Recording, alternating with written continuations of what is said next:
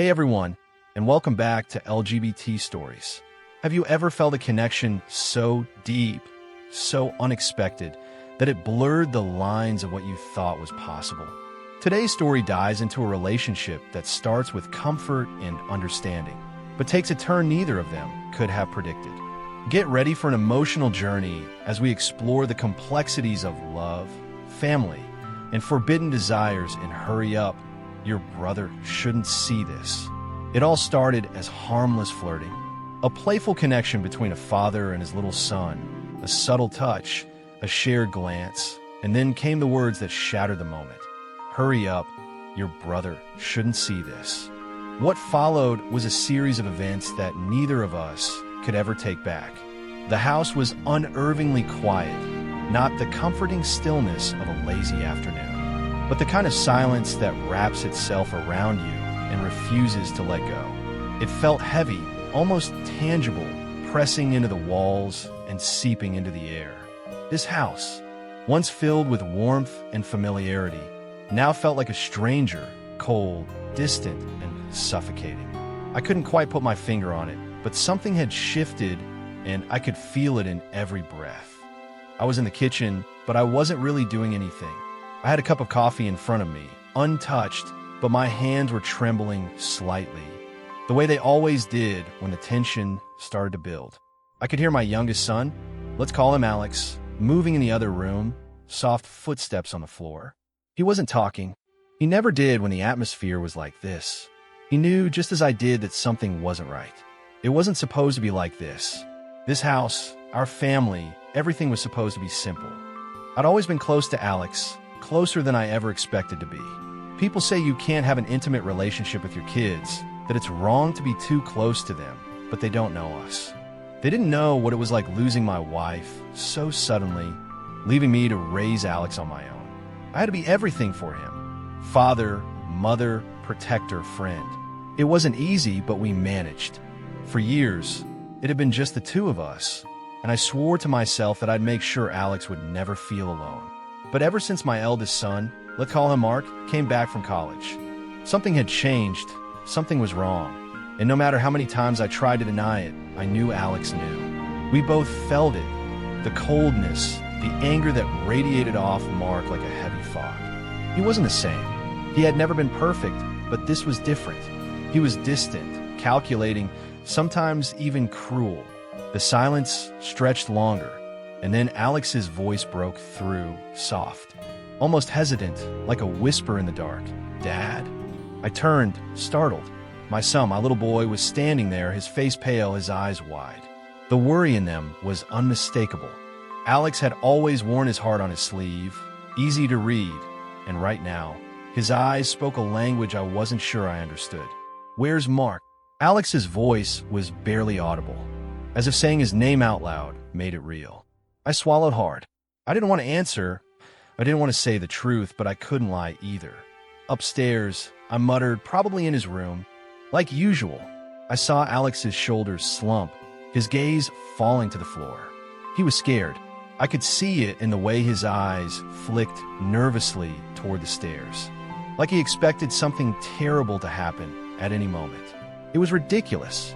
He was only 14, and I was supposed to protect him from things like this. Things like the unease we felt when Mark was around. But how could I protect him when I felt just as lost? The truth was, I had no idea what had happened to Mark. The boy I raised. The one who used to laugh and play with Alex. The one who used to dream about his future had become someone else, someone colder, darker. And it wasn't just the normal rebellion of a teenager. This was something deeper, something I couldn't figure out, something dangerous. Mark wasn't just angry at the world, he was angry at us. And the worst part was that it wasn't just me that he'd become distant with. Mark had been ignoring Alex too. At first, it was small things, short answers, avoiding eye contact, but now it was like Mark didn't even care about his younger brother, like Alex was a stranger to him. I couldn't protect Alex from that. I couldn't stop him from seeing the cold, detached side of his brother, a side that made my stomach twist in knots. I could feel Alex's eyes on me, waiting for something, anything from me, but what could I say? What could I do?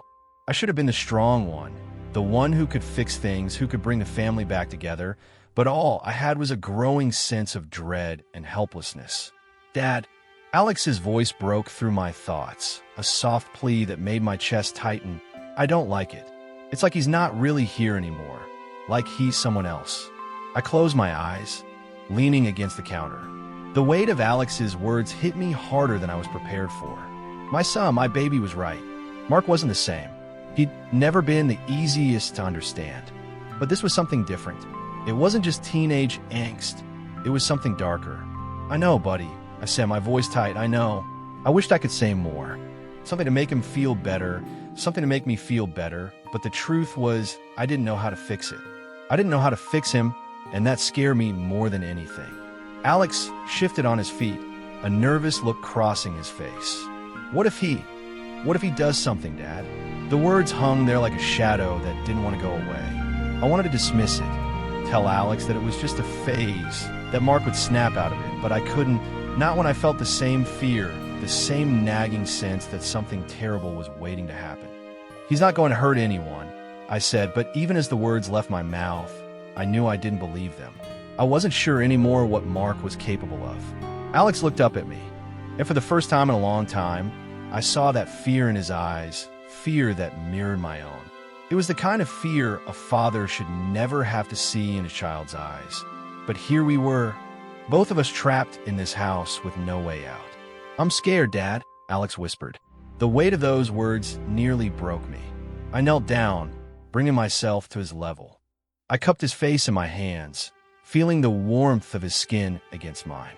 The contact was a grounding force, a reminder of who I was supposed to be, of the promise I had made to protect him. Alex, listen to me, I said softly. You don't need to be scared. We'll figure this out. I won't let anything happen to you. You're safe. You're always safe with me. He nodded slowly, but the doubt was still in his eyes. The air between us felt thick with unspoken words. I didn't have the answers.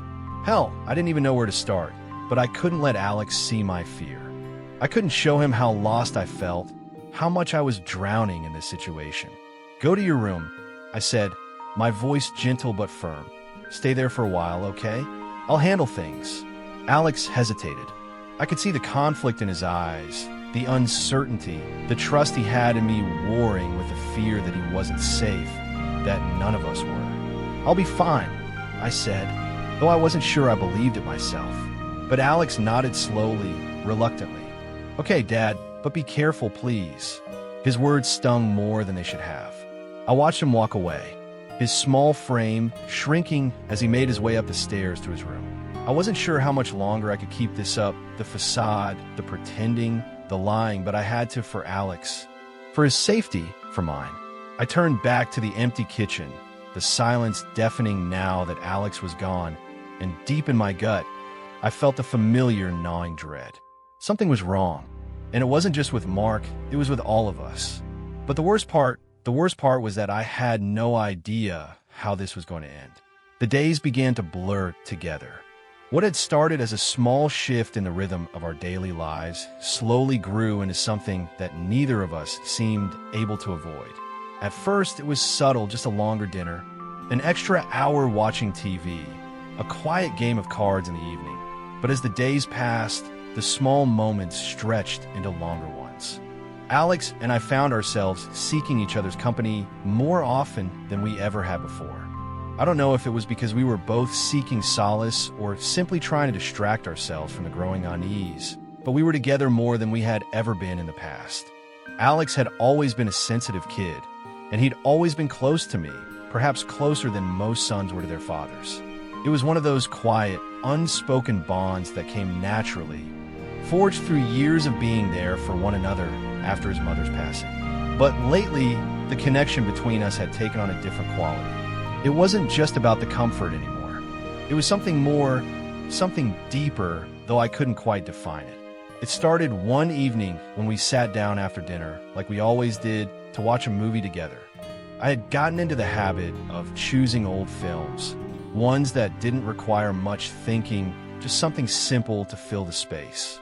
But that night, as I settled onto the couch, I noticed Alex sitting closer than usual. At first, I thought nothing of it. It wasn't uncommon for him to lean against me, but this time felt different. He was more present. His shoulder brushed mine, and when he spoke, his voice was softer, quieter. "Dad," he began, his voice low, as if testing the waters. "Do you remember when Mom used to watch these movies with us?" I paused, the lump in my throat thickening as I tried to swallow the words that threatened to rise. It had been years since his mother had passed, but there were still moments when the grief felt raw, like it had just happened. The space next to me, once occupied by her, now felt empty. "I do," I said quietly, forcing a smile that didn't quite reach my eyes. She loved these old movies. Alex nodded, but he didn't pull away. He leaned in just a little closer, his head resting lightly against my shoulder. It was such a small gesture, but I felt the weight of it, felt the shift in the air between us. The moment felt charged with something I couldn't put my finger on. I shifted uncomfortably, unsure of how to respond. It was the first time in a while that Alex had been this close to me, physically and emotionally. The movie played on, but I could tell that Alex wasn't really watching it. He was too focused on something else, his hand brushing mine lightly as he adjusted his position on the couch. The contact was fleeting, but I couldn't shake the sensation of it.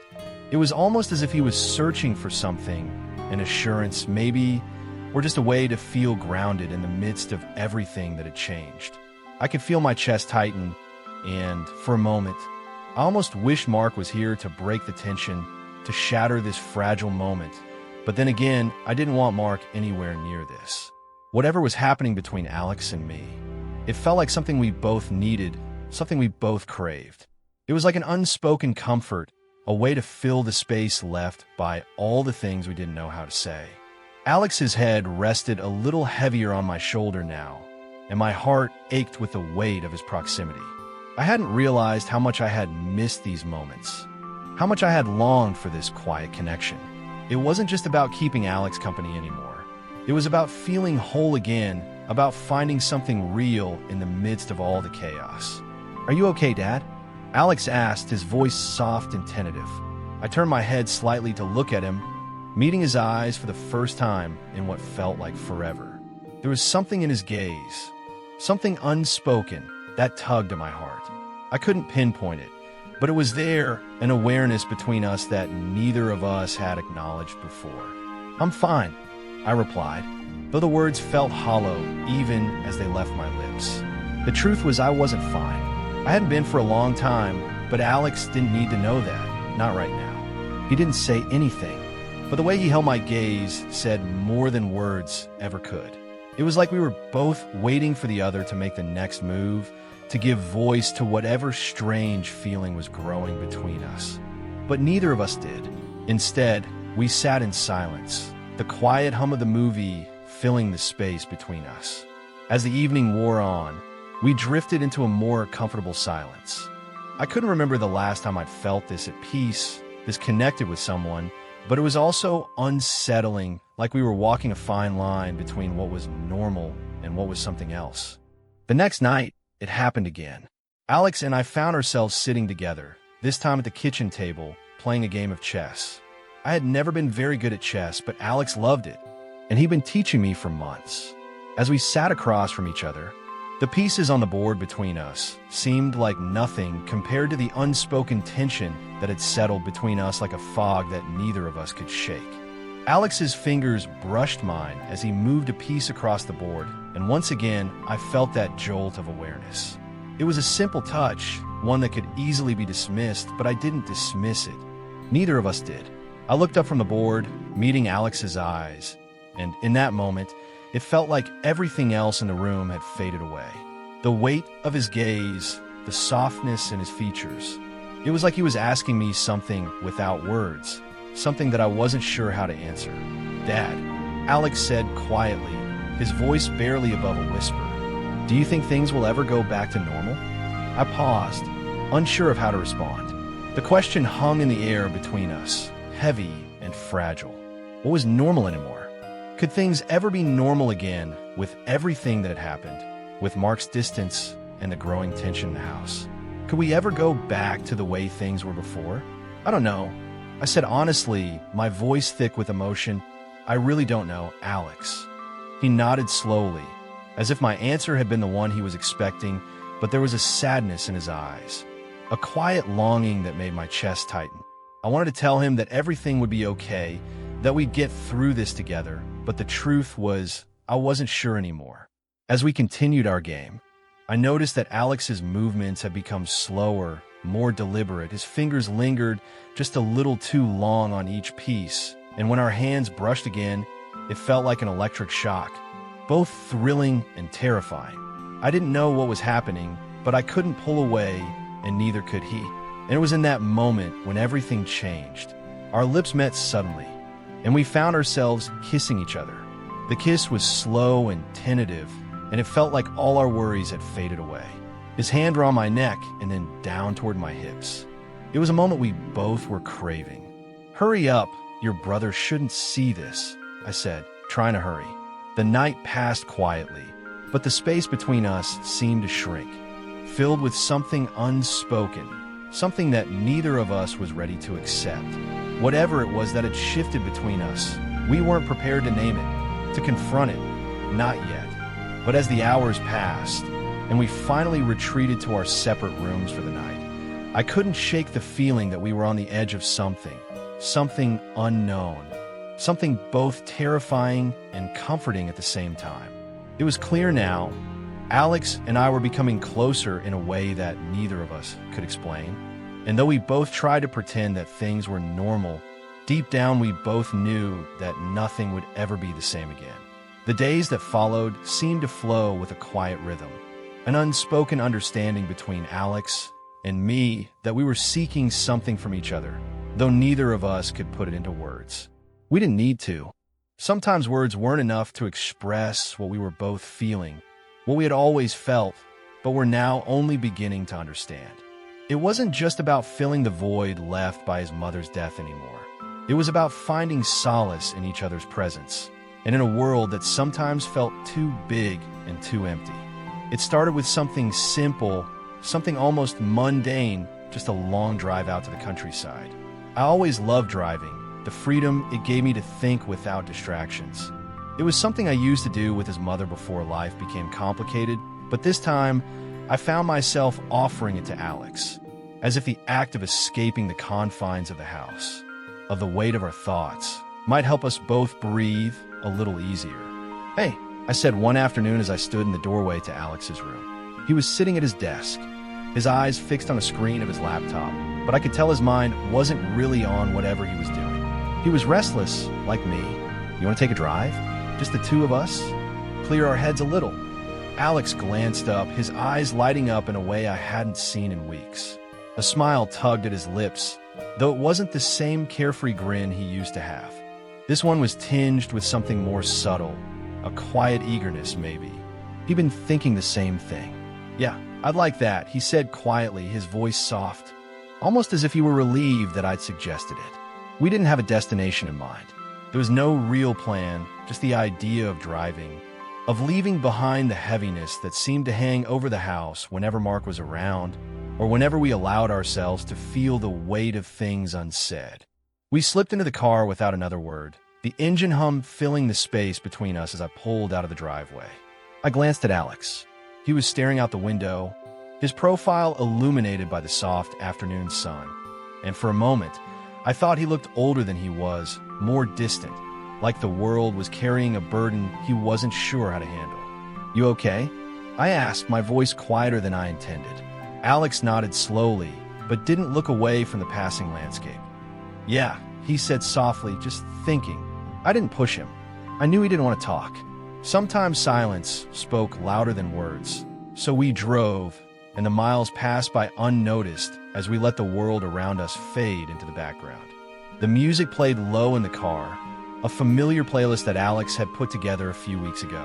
It was a mix of old rock and new indie songs that seemed to match the mood we were both in, quiet, reflective, a little lost. We drove for what felt like hours, winding through country roads, passing small towns and fields that stretched out like a vast sea of green. The farther we went, the more I felt the tension in my shoulders start to ease. The act of driving, of having this time to ourselves, felt like a brief escape, a reprieve from everything that weighed us down. And for Alex, I could see the same sense of relief settling over him. We ended up stopping at a small diner on the outskirts of a sleepy town, the kind of place where the world seemed to slow down. It was one of those spots that looked like it had been frozen in time, old wood floors, faded booths, and a menu that hadn't changed in decades. We sat at a corner booth by the window, the glow of the neon sign outside casting a soft light on the table between us.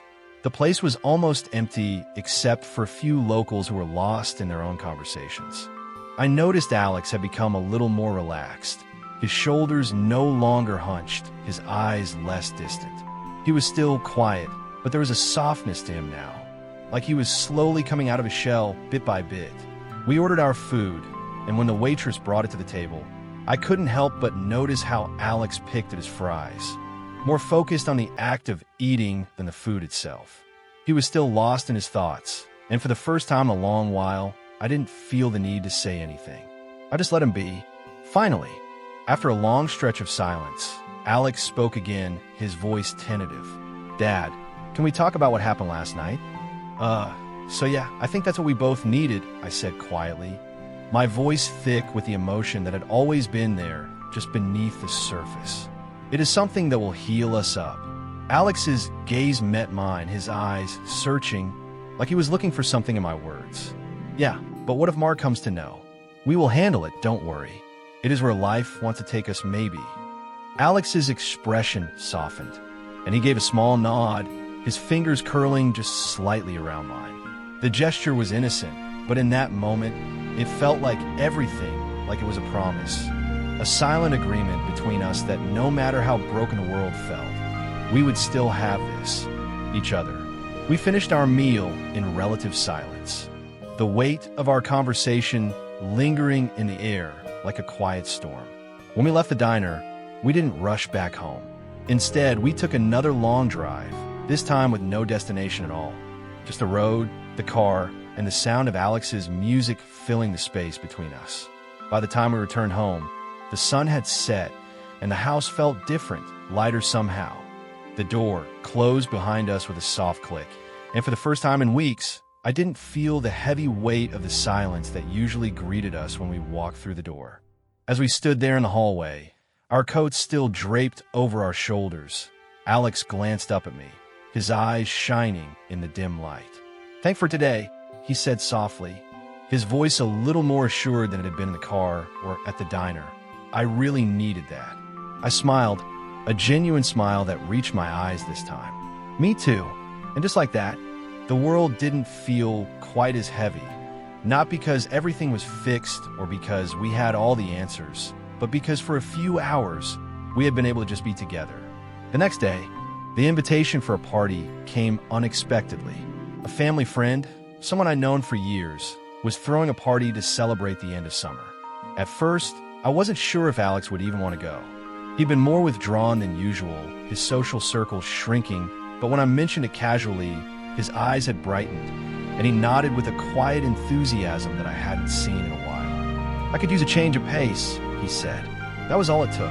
So after some back and forth, we found ourselves getting ready for the evening. The night was warm, the air thick with the scent of summer still lingering in the breeze. We arrived at the house, a sprawling ranch on the edge of town, where the party had already started to pick up pace. The music was loud, but not in a way that felt overwhelming, more like a hum, the kind that you felt in your bones. A mix of laughter, chatter, and the clinking of glasses filled the air.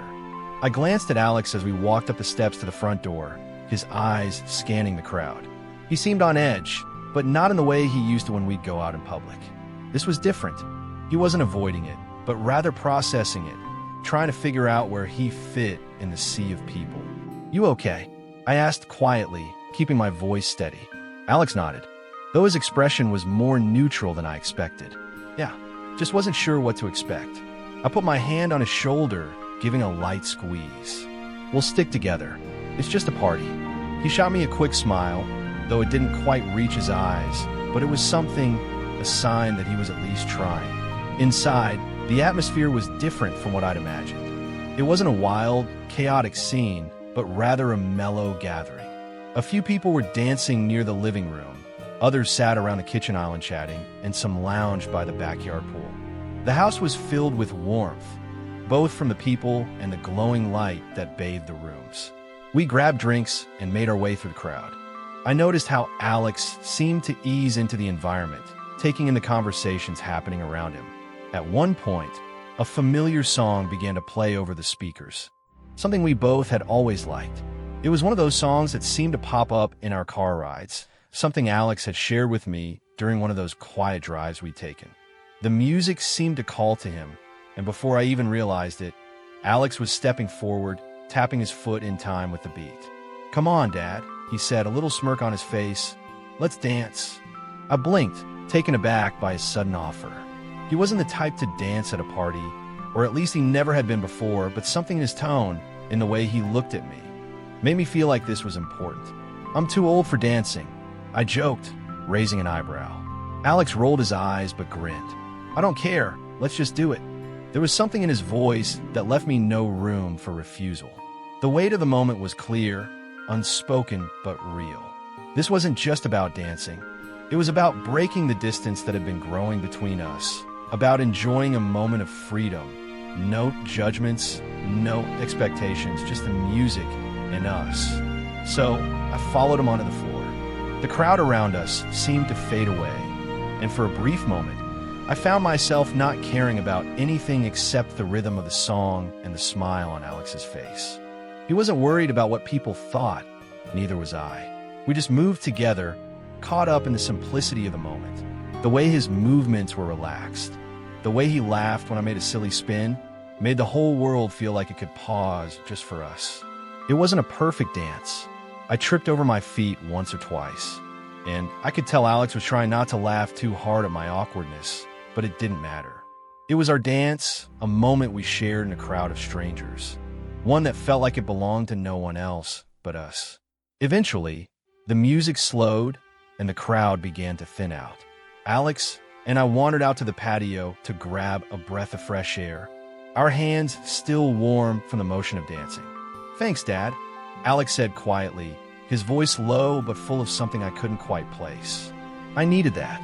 Suddenly, his breath was warm against my face, close enough that I could feel the hesitation hanging in the air between us.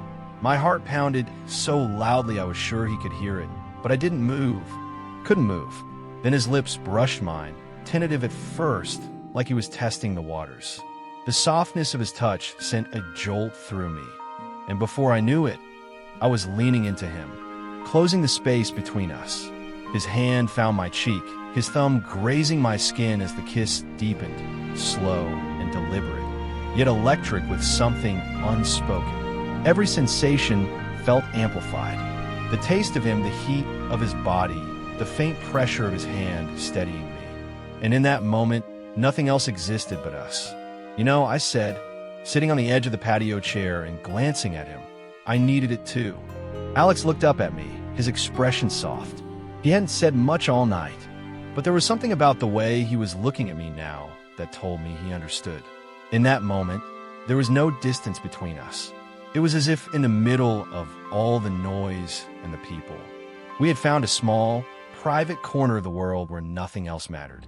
"I'm glad you came, Dad," he said, his voice quieter than before. "I wouldn't have missed it for anything," I replied, smiling back. It wasn't perfect, it wasn't easy, but as I looked at Alex, there was something in his eyes that reminded me why we were doing this, to find those moments, to create memories, to show him that despite everything, we were still here for each other, and that was enough. Wow, what a story. Hope you were moved by this emotional tale. If you enjoyed this LGBT story, make sure to give this video a big thumbs up. Subscribe to LGBT Stories for more heart-wrenching and romantic tales. And let us know in the comments what you thought of this story. We love hearing from you. Thanks for watching, and we'll see you in the next video.